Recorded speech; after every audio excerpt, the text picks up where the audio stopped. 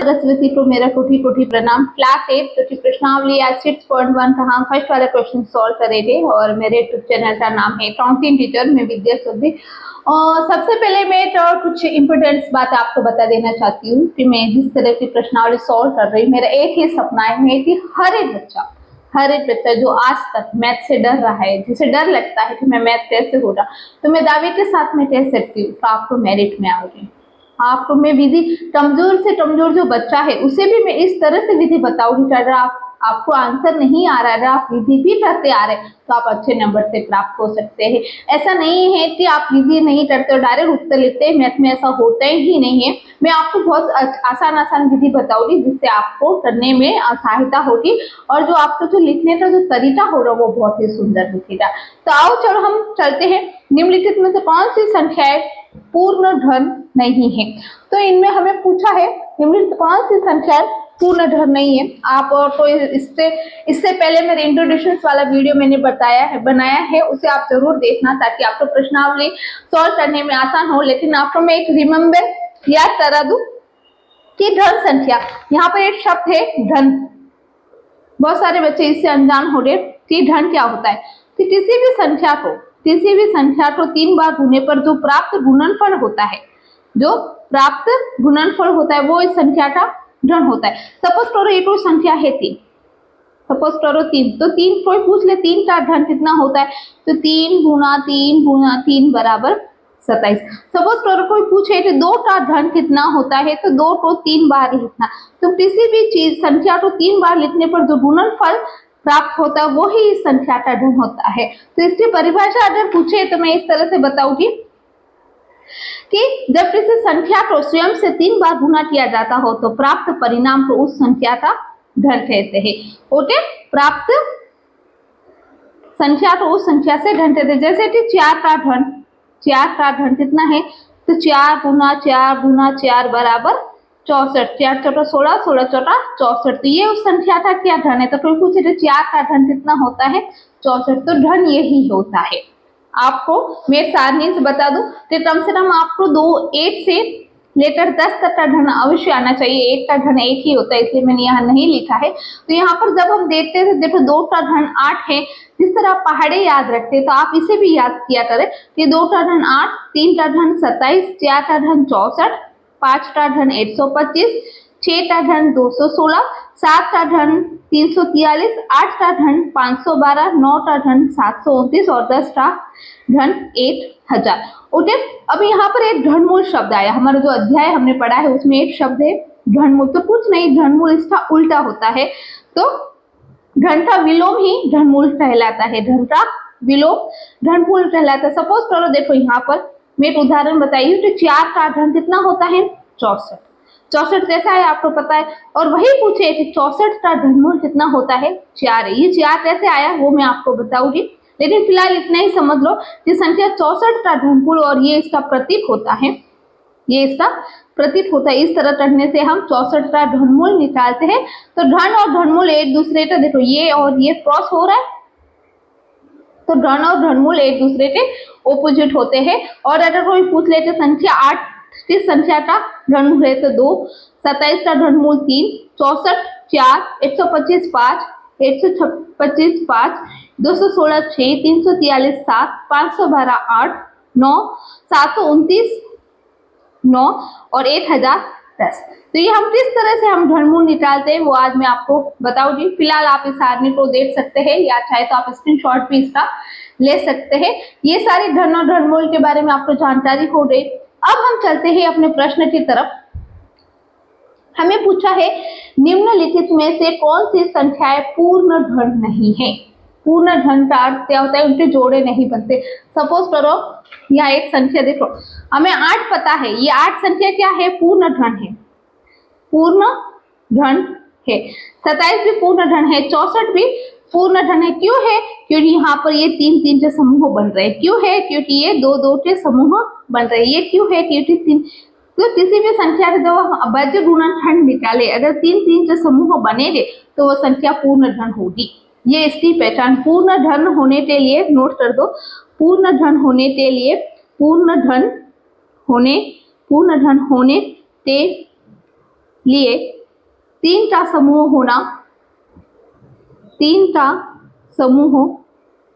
होना आवश्यक है, मतलब तीनटा समूह होने ही चाहिए। और तीनटा समूह कैसे होगा, देखो हमें किसी भी संख्या का, हमें जिस सपोज करिए यहाँ पर 64, तो हमें कैसे पता चला, तो ये 64 का अगर मैं अभाज्य गुणनखंड निकालू, यहाँ पर 4 है तो 2 तिया 6, 2 दूनी 4, 2 एकम 2, 2 छीन 12, 2 अठे 16, 2 चौथा 8, 2 दूना 4, 2 दूना, देखो ये तीन से समूह बन रहे, ये तीन से समूह बने और ये तीन से समूह बने, तो 2 गुना 2 बराबर 4। ये इस तरह वर्गमूल घनमूल निकाला जाता है। ओके, तो आपको घनमूल आगे में बताऊं कि किस तरह निकाला जाता है। फिलहाल हमें पूछा है कि अगर कोई पूछे कि संख्या 64 पूर्ण धन है, तो बिल्कुल है। क्यों है? क्योंकि ये तीन से समूह बन रहे हैं।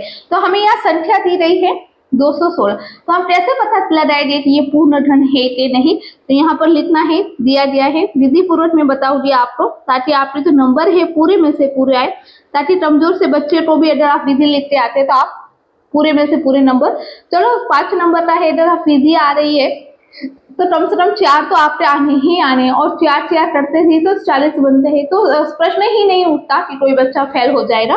तो दिया गया है संख्या हमें कौन सी दी गई है, दिया गया है संख्या है 216, और ज्ञात करना है क्या ज्ञात करना है कि दी गई संख्या पूर्ण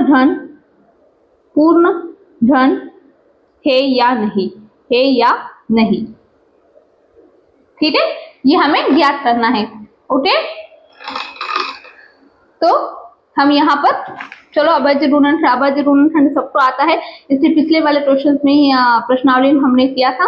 सबसे पहले ये वाली संख्या तो आपको ध्यान में देना, यहाँ 6 है, मतलब 2 का पूरा भाग इसमें जाएगा, तो 2 एकम 2, और ये 0 और 8। आप सोच रहे थे ये 0 कैसे आया, तो मैं आपको एक रिमेम्बर करा दूं, अगर हम 216 में 2 का भाग देते 2 एकम 2, अब यहाँ 0 हो गया, अब एक संख्या हमने उतारी, अगर भाग नहीं जा रहा है तो भाग के नियम के अनुसार यहाँ पर पहले 0 लगेगा, फिर ये 16, तो 2 8 16।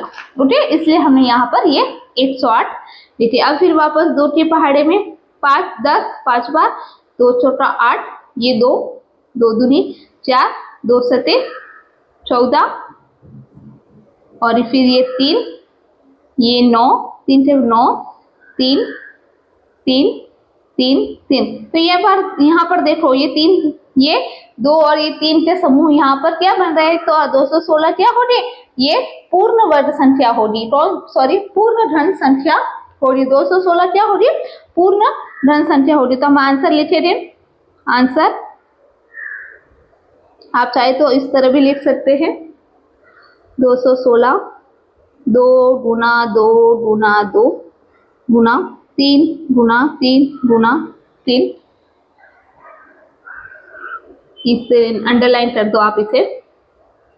अतः यह कौन सी संख्या पूर्ण धन संख्या नहीं है, तो संख्या यह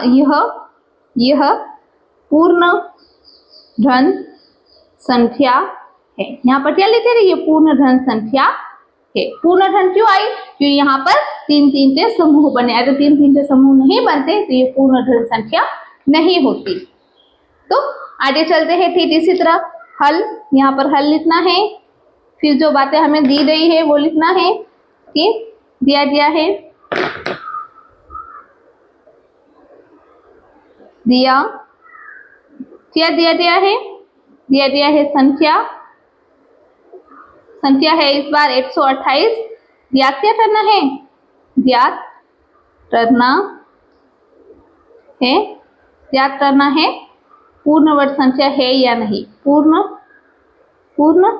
धन संख्या है या नहीं। और ये हमें कैसे पता चलेगा, जब हम अभाज्य गुणनखंड यहाँ करेंगे। तो 128 का जब हम अभाज्य गुणनखंड करते हैं, यहाँ पर 8 है, तो मतलब 2 का पूरा पार्ट जाएगा, 2 6 12, 2 चौका 8, फिर वापस 2 से 2 तिया 6, 2 दूनी 4, फिर वापस 2 से 2 टम 2, 2 6 12, फिर वापस 2 से 2 अठे 16, फिर वापस 2 से 2 चौका 8, 2 दूनी 4, 2 दूनी 4। ओके, ये आपको पता चल रहा है ना, हम भाग दे रहे हैं, मतलब 2 को 128 में भाग दिया तो 64 प्राप्त हुए, 2 को वापस 64 में भाग दिया तो 32 प्राप्त हुए, इस तरह। तो यहाँ पर क्या जोड़े बन रहे हैं, सॉरी ये यहाँ तक है, फिर ये यहाँ पर नहीं, 2 हमें शेष बन रहा है, तो हमें अभाज्य गुणनखंड के द्वारा कौन से गुणनफल प्राप्त हुए, हमें 2 गुणा 2 गुणा 2 गुणा 2 गुणा 2 गुणा 2 गुणा 2। तो हमें संख्या यहाँ पर ए समूह नहीं बन रहे हैं 3 3 से, तो यहाँ पर लिखना है आंसर में यह पूर्ण धन संख्या नहीं है, यह पूर्ण धन संख्या नहीं है। ओके, ये इस तरह आपने कर दिया, यह इस तरह हमें लिखना है। क्यों नहीं है, क्योंकि यह 3 3 के समूह हमें नहीं मिल रहे, और कैसे पता चला, हमें अभाज्य गुणनखंड से। ठीक इसी तरह जब हम आगे चलते हैं तो यहाँ भी हमें लिखना है कि दिया गया है, दिया गया है या दी गई है संख्या बराबर 1000। ओके, ज्ञात क्या करना है, ज्ञात करना है पूर्ण धन संख्या है या नहीं, पूर्ण धन संख्या है या नहीं, है या नहीं। तो आओ चलो, तो 1 2 और 3। ओके, तो चलो इसे करते हैं, 2 पचे 10, 0 0 वापस 2 से, यहाँ पर 0 है मतलब इसमें 2 का पूरा भाग जाएगा, 2 दून 4, 2 पचे 10, 0 2 एकम 2, 2 दून 4, 2 पचे 10। अब यहाँ पर 2 का भाग नहीं जाएगा, तो चलो 5 से करते हैं, 5 और 2 7 और ये 8, यहाँ पर 3 का नहीं जाएगा, 5 से जाएगा, 5 दूनी 10, 5 पचे 25, 5 पचे 25 और 5। यहाँ जब हम देखते हैं तो देखो ये 3 3 के समूह बन रहे हैं। तो अभाज्य गुणनखंड के द्वारा हमें कौन कौन से गुणनफल मिले, 2 गुणा 2 गुणा 2 गुणा 5 गुणा 5 गुणा 5। ओके, तो ये हमें 3 3 के समूह बन रहे, तो हम आंसर लिखे थे, यह पूर्ण धन संख्या है। ओके, तो ये आपको समझ में आ गया पूर्ण धन संख्या कैसे है। चलो हम चलते हैं इसी तरफ आगे की तरफ। तो यहाँ भी हमें लिखना है कि दिया गया है, विधि पूर्वक करना है ताकि आपके जो नंबर है पूरे में से पूरे आए। दिया गया है संख्या बराबर 100, ज्ञात करना है पूर्ण धन संख्या है या नहीं, पूर्ण धन संख्या है या नहीं। ओके, तो अब यहाँ पर एक हम अभाज्य गुणनखंड निकाल देते हैं। 100 थे तो 2 पचे, यहाँ पर 0 है मतलब 2 का पूरा भाग जाएगा, तो 2 पचे 10, 0 2 दूनी 4, 2 पचे 10 और फिर 5 से 5 पचे 25, 5 पचे 25। तो यहाँ पर क्या आप एक ही पता लगा सकते हैं कि ये पूर्ण धन संख्या होगी क्या नहीं। तो हमें कौन कौन सी संख्या प्राप्त हुई जब हमने अभाज्य गुणनखंड द्वारा, तो हमें 2 गुणा 2 गुणा 5 गुणा 5 बन रहा है। यह आंसर लिखे थे, आंसर यह पूर्ण धन संख्या नहीं है। ओके, ये पूर्ण धन संख्या नहीं है। ठीक इसी तरह 5वां भी क्वेश्चन करते हैं। हल में हमें लिखना है, दिया गया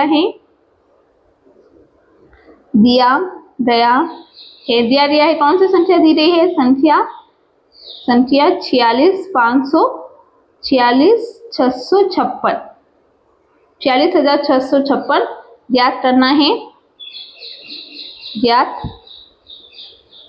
करना है पूर्ण धन पूर्ण धन संख्या है या नहीं, पूर्ण धन संख्या है या नहीं, ये हमें ज्ञात करना है। तो फिर यहाँ पर हमें चलो हम अभाज्य गुणनखंड निकाल देते हैं।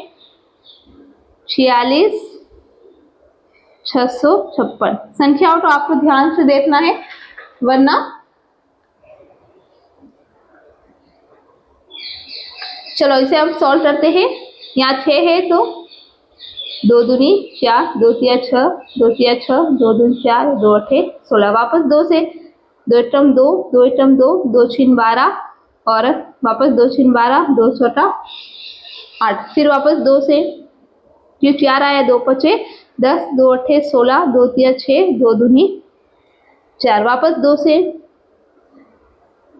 2 दूनी 4, 2 नाम 18, 2 एकम 2 और 2 छीन 12। वापस 2 से 2 एकम 2, 2 छोटा 8, 2 पचे 10 और 2 अठे 16। वापस 2 से 2 सते 14, 2 दूनी 4 और 2 छोटा 8। वापस 2 से 2 तिया 6, 2 छीन 12, 2 दूनी 4। वापस 2 से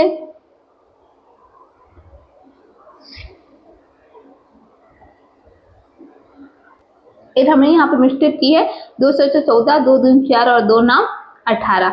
अब ये संख्या किससे कटेगी, अब ये संख्या होगी 3 से। अब ये संख्या होगी 3 से, तो 3 दूनी 6, 3 छोटा 12 और 3 त्रिका 9, ये 2 4 3 है। ओके, फिर वापस यहाँ पर 3 आया, 4 और 3 7 और 2, वापस 3 से 3 अठे 24, 3 एकम 3, वापस 3 से 3 नाम 27, वापस 3 से 3 3 और ये 1। चलो तब यहाँ पर हम देखते हैं ये जोड़ा और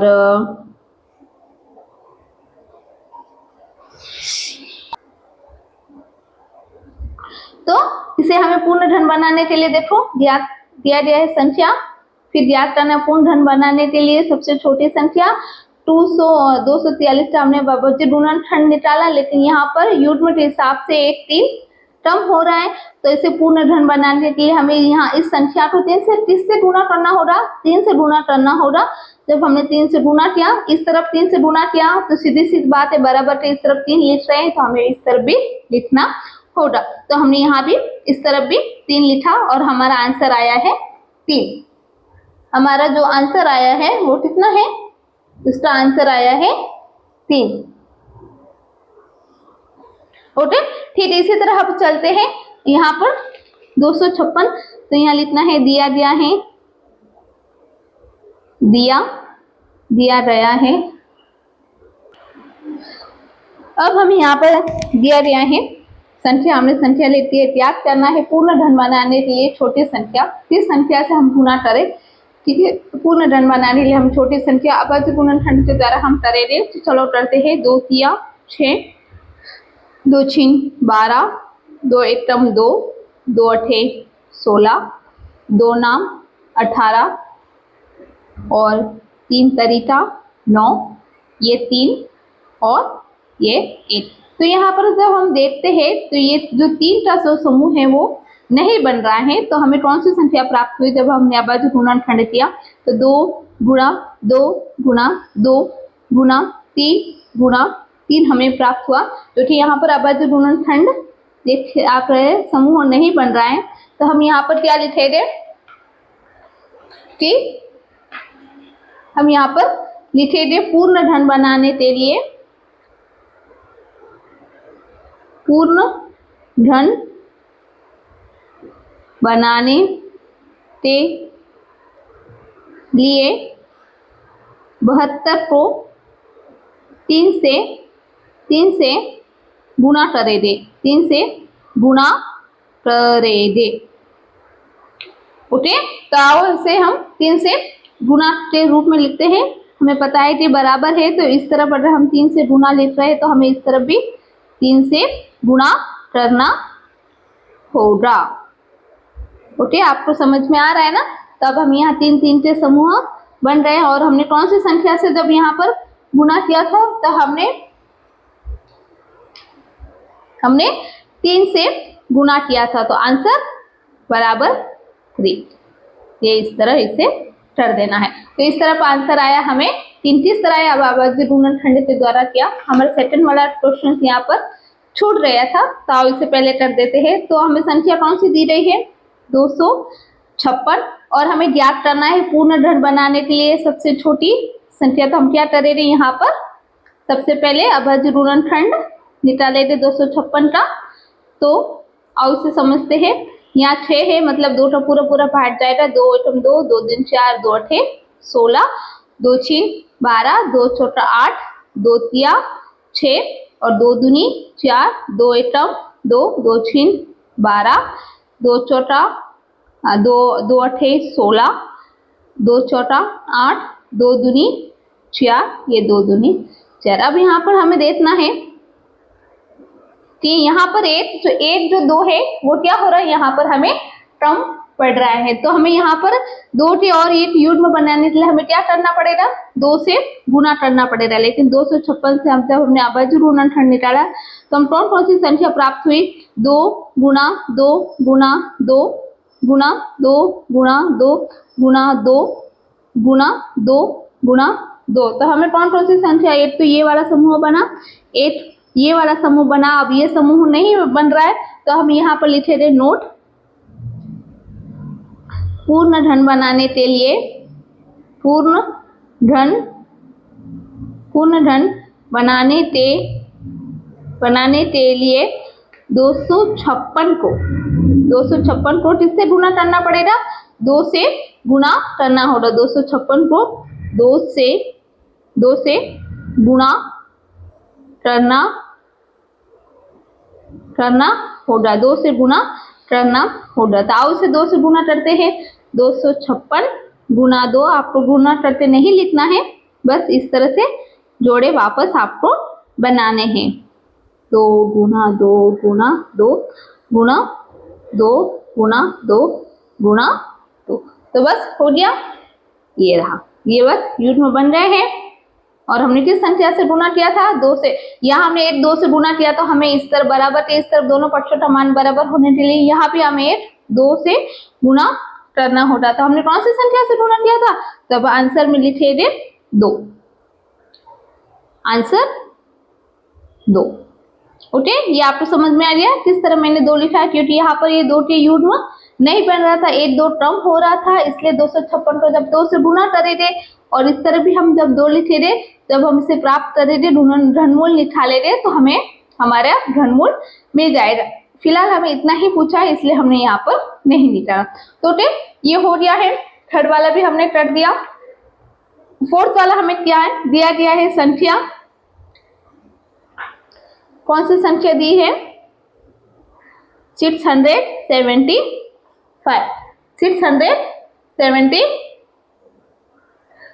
तो इसे भी हम करते हैं इस तरह विधि पूर्वक लिखना है। दिया गया है 675 याद करना है पूर्ण धन बनाने के लिए छोटी संख्या। तो 675 का हम धनमूल निकालते हैं, यहाँ 5 है तो पहले 3 से देखते हैं, 7 तो 5 12 और 6 18 मतलब 3 का पूरा पूरा भाग जाएगा।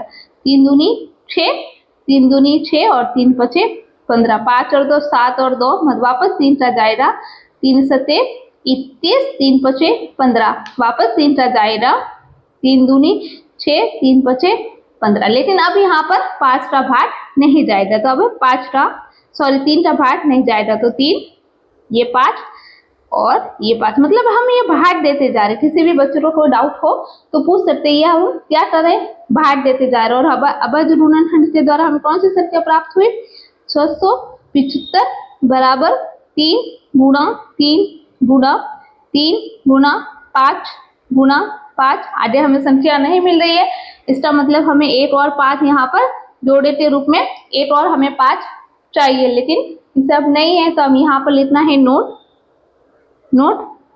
पूर्ण धन बनाने के लिए पूर्ण धन, तभी तो जोड़े बनेंगे। पूर्ण धन बनाने के लिए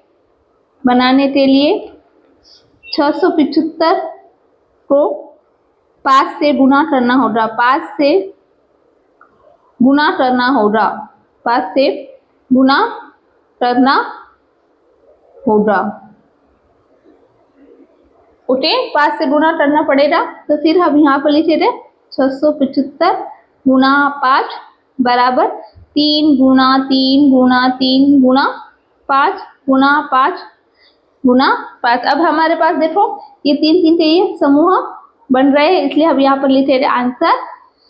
जिस संख्या से हमने गुना किया ये था 5, आंसर बराबर 5। ओके, अब है लास्ट वाला क्वेश्चन। लास्ट वाला क्वेश्चन में हमें दिया गया है, हमें कौन सी संख्या दी है वो लिखनी है यहाँ पर 100। याद करना है पूर्ण धन बनाने के लिए सबसे छोटी संख्या यहाँ 0 है तो 2 5 10, 0 25, 2 टा नहीं जाएगा वापस 5 टा, 5 5 25 और 5 और ये 5। अब यहाँ पर हमें अवधि गुणनफल जो हमने गुणनफल हमें प्राप्त हुए हैं वो हम करते हैं 2 गुना 2 गुना 5 गुना 5। यहाँ पर कौन सा भी युग्म नहीं है तो हमें 2 को युग्म समूह बनाने के लिए 1 2 और चाहिए और यहाँ पर हमें 5 और चाहिए। तो 100 बराबर 2 गुना ये मैं बॉक्स बना देती हूँ ताकि आपको समझ में आसानी हो। 5 गुना यहाँ पर इस बॉक्स, तो यहाँ पर दोनों में क्या आना चाहिए, तो अब पूर्ण धन बनाने के लिए पूर्ण धन बनाने के लिए 2 व 5 अर्थात 10 से 100 को गुना करना हो, 100 को गुणा करना होगा। 2 व 5 अर्थात 10 से 100 को गुणा करना होगा। 10 से 100 बताओ, 100 गुना 10, चलो इस तरफ 2 गुना ये बॉक्स में क्या आएगा 2 गुना 5 गुना 5 गुना 5। अब ये संख्या कैसी हो रही है, पूर्ण धन संख्या हो गई क्योंकि हमें 3 3 से समूह मिल रहे और हमने किस संख्या से गुणा किया था, तो आंसर वो आएगा सबसे छोटी संख्या कौन सी थी 10। ओके, तो इस तरह हमने ये प्रश्नावली का 6.1 का फर्स्ट और सेकंड वाला क्वेश्चन बहुत ही अच्छे विधि पूर्वक मैंने आपको बताया है ताकि आपको अच्छी तरह से समझ में आए। अगर वीडियो पसंद आया हो तो वीडियो को लाइक करें, शेयर करें, सब्सक्राइब करें। मिलते हैं अगले वीडियो में, तब तक Vande Mataram. Vande Mataram. Okay, thank you.